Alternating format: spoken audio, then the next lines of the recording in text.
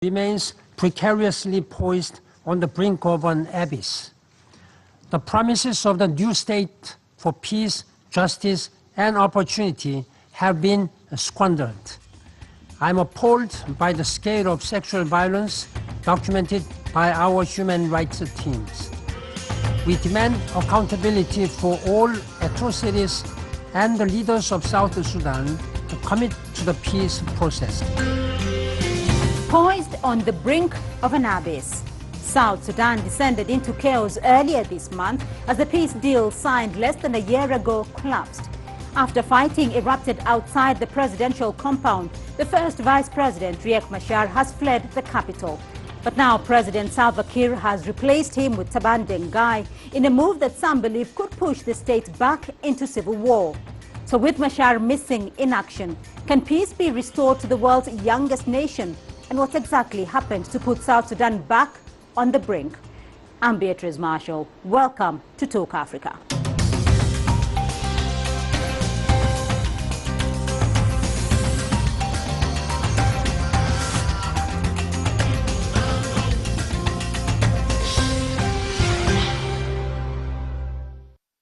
Now, South Sudan's new vice president has promised to do everything he can to bring peace to the country. Taban Dengai has been sworn in, formally replacing opposition leader Riek Machar. Riek Machar, whose whereabouts are still unknown, claims his rival President Salva Kiir is trying to have him killed. CCTV's Patrick Oyet has more. Just 3 months ago, Riek Machar was sworn in as first vice president. He's now been replaced by his chief negotiator and former mining minister, Taban Dengai. The move indicates tensions within the opposition, but President Kiir has downplayed the issue, saying the implementation of the 2015 peace deal must continue with or without Machar. Of course, this agreement cannot be personalized. That if X is away, the agreement will be shelved until when that person comes. Dengai, who is now the commander-in-chief of the opposition's armed forces, says his responsibility is towards the thousands of South Sudanese who have been displaced from their homes. Our struggle to bring you out from the suffering will very IDP camp. You don't deserve to be displaced in your own country. The Joint Monitoring and Evaluation Commission, which oversees the implementation of the African Union-backed peace deal, is prepared to work with Dengai. If the IO agree among themselves, they make proposals to the president and he accepts, we welcome that. The new vice president has also promised to negotiate Riek Machar's return. However, Machar has refused to come back to Juba until neutral force of African Union troops is deployed in the country, something President Kiir is dead set against. Patrick Oyet, CCTV, Juba, South Sudan. Now, in the wake of the fresh political unrest, I spoke to South Sudan's ambassador and permanent representative to the African Union, James Pitia Morgan, on the sidelines of the recent African Union summit. He assessed the situation as well as South Sudan's commitment to its citizens. Ambassador Morgan, thank you very much for your time. First of all, let's start by you giving us an analysis of exactly what is happening in South Sudan at the moment, because there is a lot of regional concern following the latest flare-up of violence.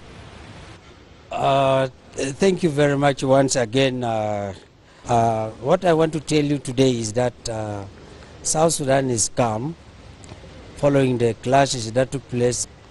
Our president came out and ordered every soldier to go back to the barracks. And since then, we have never heard anything again. It is quiet as we speak.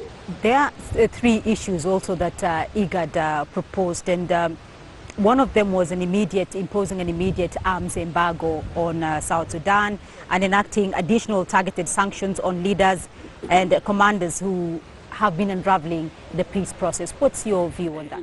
That proposal came from the UN Secretary General, and for us that thing was not new, because even from 2005 the United Nations Security Council had been talking about sanctions. So we see that was not fair. What is the reason of sanctioning South Sudan, and what is the reason of putting targeted sanctions on our leaders? They are working to implement the peace. Now if you are going to sanction them, how will they work with their colleagues in the region, the continent and beyond? There is no need for sanctioning anybody, our leaders. Our leaders are committed to implement this peace. And first and foremost, this is the first accident. And we, as the people of South Sudan, and as the government, we feel that calling for sanctions and calling for embargo because of this kind of accident is not justifiable, it is premature, and it is uncalled for, because this peace has been put for 30 months. So this is the first accident. And if we start doing this at the first accident, and we don't know what lies ahead, we are human beings. We are prone to make mistakes. So we really call even the member of the Security Council, the UN Security Council. Of course here our brothers in the continent, they understand. Because the problem is not that it is only in South Sudan. All of these countries in this continent, we have gone through these difficulties. So we really appeal to the members of the Security Council who are always talking about sanctions. This one, they want to destroy everything in that young country. So we call them that this is the first accident. Let them just watch and see whether we will succeed. We need them to help us to succeed. What is South Sudan's commitment now from its leaders? What is South Sudan's commitment to IGAD, member states, to the region, to the African continent, and to the international community, and more importantly, to its own South Sudanese nationals? This is our commitment, that the region should know that the peace that was signed, it was they who prepared it, and our commitment that we sign it. We would have rejected that. First of all, we didn't negotiate it to be this way. But once we signed it, that was our commitment to the region. And the region should know that we are for them. And we listen to what they tell us, because we are a young nation and we need their guidance. So that is why the peace agreement itself, called the compromise peace agreement, was not based on what we wanted. But once they told us that this is the way forward, we didn't hesitate. We signed it. But the president said the peace he was having reservation on one thing. Because when we were signing the peace, the rebel movement by then was already split. So the president appealed to his colleagues that, look, most of you in the region had been soldiers. And you know when a movement like this is split, there will be no commitment from the other side, because the side that broke away may continue to fight because they are not part of this command anymore. And those reservations were denied. That no. So the president said, okay, if that's the case, let us go ahead. And now, as we speak, I think the world has to prove the president right, because he said earlier that when the rebel movement split and signing peace with one faction, and there was another faction led by Peter Gadet, he knew that this was going to be problematic. And he told his brothers here in the region that this is my reservation.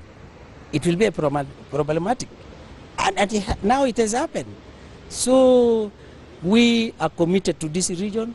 We are committed to listen to them and let them also listen to us, because at the end of the day, the peace ends with the people of South Sudan. And it is the people of South Sudan who will be the beneficiary. And we need peace in the first place. We really need peace. And let the region help guide us as we accepted to sign the peace, which they made it as a compromise peace agreement. We didn't refuse. We signed it. Ambassador Morgan, thank you for your time. Thank you very much. Thank you. Thank you.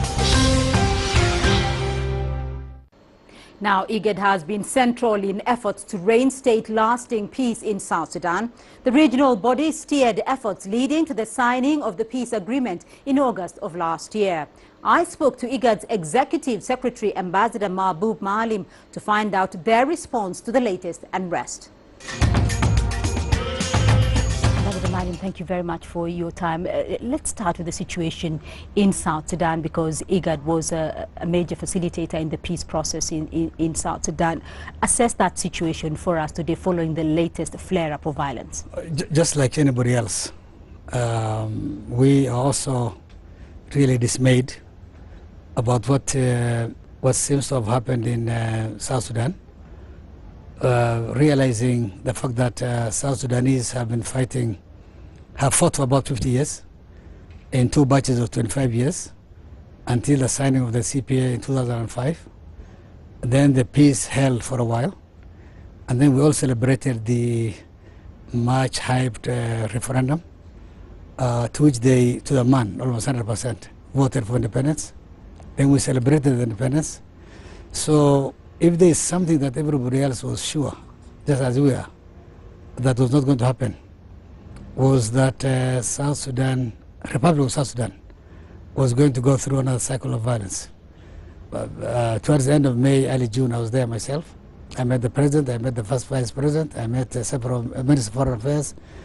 And despite the fact that, you know, the operationalization of agreements has its own natural teething problems, nothing seemed to be extraordinary at the time. Right, but in terms of IGAD's position on this latest flare-up of violence, how worried are IGAD member states, and what is IGAD's proposal?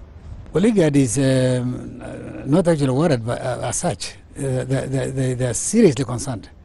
And I can tell you that IGAD will not accept, will not condone. This will not continue. We had an urgent ministerial meeting in Nairobi. There is a communique where about 7 demands were made. And if the demands are not met, there are specific recommendations that have been made, including the reconfiguration of the mandate of UNMISS and the proposal to have expanded membership through levels of UNMISS from the region. So I see that as a very, very serious, stand from our point of view. Right, Ambassador, thank you very much.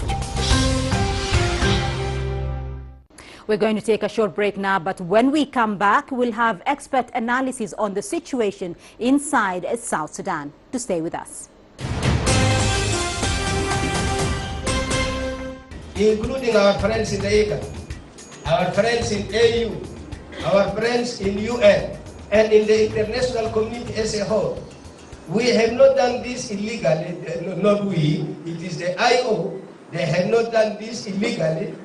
And we in the government, headed by our president, is only in respect of the will of the IO and also in accordance with this agreement. So where are we going? That was the second Vice President of South Sudan, James Wani Iga, defending the appointment of Taban Dengai as the new first Vice President.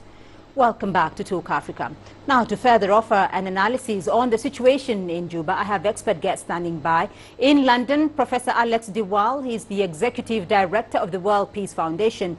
In Nairobi, political commentator Professor Macharia Munene. And with me here in studio is Vincent Kimosop. He's a policy analyst at Sovereign Group. Welcome and thank you for joining us on the program. Professor Diwal, I'm going to start off with you there. First, give us your impression on the developments inside South Sudan. There is a new first Vice President that has been appointed. What do you make of the developments? I don't think it should be taken that seriously. I think what it is, it's another effort by President Salva Kiir and the people around him to maintain a pretense of normality. In fact, what we've had in the last couple of weeks is really a major move by the president and the people around him to dismantle what was left really of the very fragile peace agreement that was enforced on him, arm-twisted on him by the international community last August. This is not going to solve any problems in South Sudan. It's just a prelude to a further intensification of political differences and armed conflict. Vincent, do you think those developments are going to exacerbate the already deplorable situation there? Yes. We need to...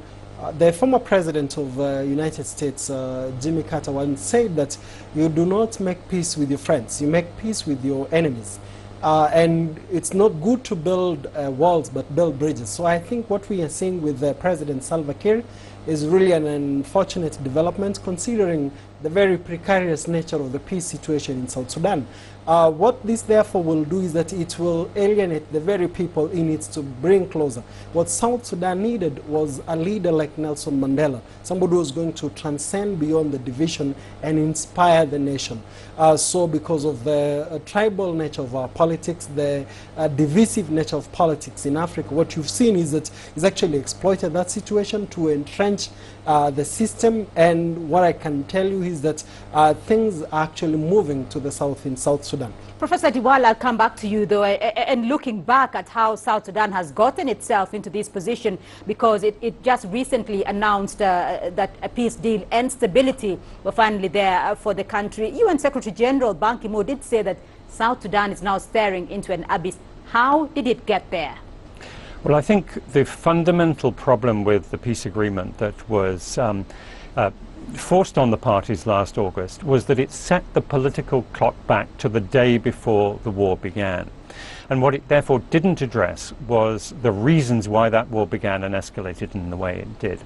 So there was a political competition between President Salva Kiir and several other rivals, prominent among whom, he wasn't the only one, but he was the most prominent, was his former vice president, Riek Machar. They couldn't resolve that conflict politically.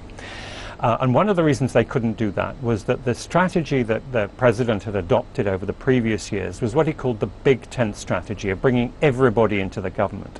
And the way he did that was by using all the revenue of government, and it was a fairly substantial revenue, to allow them to eat at the same trough. There was a massively corrupt system, a massive spending, particularly on the payroll for the military for more than 700 generals, etc. And that money was running out due to mismanagement and the low price of oil.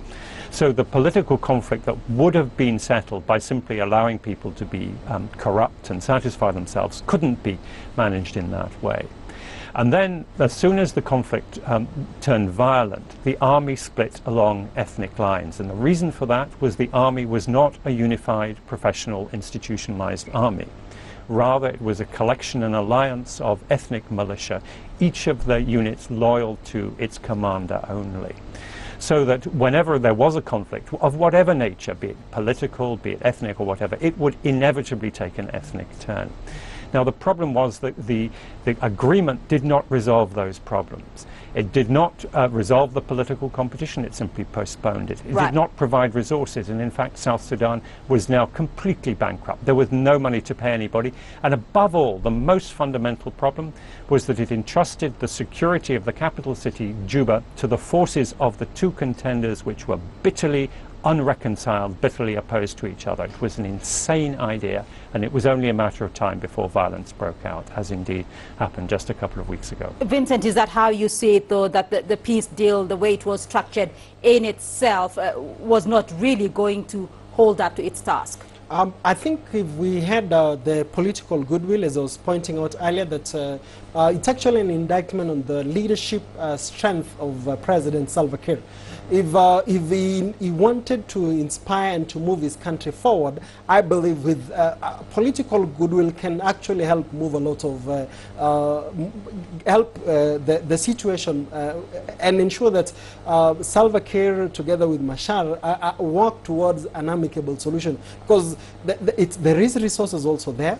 Then we also have interest groups that the two groups represent. So when you have political will coming from the president himself, things would actually be better than it is. And I agree with him that because of ethnicity, not having a professional army, that actually did not make things better, but even worse. Because if you talk to, and I wish we had a representative of Machar here, he would actually point out that Machar is also being driven by interests. So this interest needs to be challenged or actually be addressed, not fully, but in a way that we keep the peace, because the South Sudan today is in a worse situation. Actually, it's unfortunate that 6 years down the line, many South Sudanese are living in a more precarious situation, unlike even before the country was born. Let me draw in Professor Macharia Munene here and also get your views on what's going on inside South Sudan. Now, Professor, from the outset there, it looks like President Salva Kiir and the SPLM in opposition with the appointment of Taban Dengai are in tandem, are in agreement. Has this development, though, started to bring or push South Sudan forward finally? The developments in southern Sudan are, to start with, very unfortunate, because the world expected better of them than what we have witnessed in the last few years, not to mention the last few months. One, the people, the leadership of southern Sudan would appear as if it never learned from the mistakes of the rest of the African countries, because they had time to learn before they became independent. It appears also that there is a lot of selfishness involved, driving all the factions towards war instead of towards peace. And what we've noticed in the recent times is power play in such a way that the appointment of a new deputy president, while the other one is still saying that he is the deputy president without being in the center, in the seat of power, it's kind of comical in itself. And it is a shame to the leadership of the political leadership of southern Sudan, whether it's on the side of the president or the former deputy president. They need to get their act together because they don't have it. Right. Professor Diwal, then, from what we've just heard, then, from all the experts on this panel, it seems that South Sudan is in a dire situation now. So exactly how divided, though, is the opposition? What is going to happen now with South Sudan? What is the way forward here? I think the initiative no longer can be entrusted to the South Sudanese political elite. It's fairly clear they've had several chances of sorting out their political differences and putting their country on the track towards democracy, development, peace and security, and they've failed. The African Union 2 years ago had a commission of inquiry into human rights violations which found that all sides during the recent war committed war crimes and crimes against humanity. Now, the same actors with the same units are now fighting the same war. It would be naive to suppose they would do anything other than commit war crimes and crimes against humanity, and indeed we are seeing that. There has essentially been a coup against the constitutional order, fragile though it was. Now, this gives two reasons why the African Union, the neighboring states, should intervene, should send forces in order to protect civilians and in order to restore some progress towards a constitutional order and democracy. So I think the initiative now lies not with the South Sudanese leadership, but with the African leadership that has indeed decided that it would make ready forces from neighboring countries and from Rwanda and elsewhere in Africa to provide a force intervention brigade to go in, protect the civilians of Juba, demilitarize the city, and ensure that the peace process can be put back on track. And I think that is where the initiative must now lie. Professor Macharia, though, with that argument, South Sudan itself has rejected a regional force to go into South Sudan. Would that have been the way to go, though? And what is the political and the humanitarian impact of South Sudan's rejection of that regional force? It would likely exacerbate the situation. We expect to see more refugees filtering into the neighboring countries like Uganda and Kenya, which in itself is a burden to those countries. But it also appears to be ill-advised, the rejection of a force to come and be kind of a buffer zone between the two sides, so as they can have time to rethink themselves and cool down the temperatures.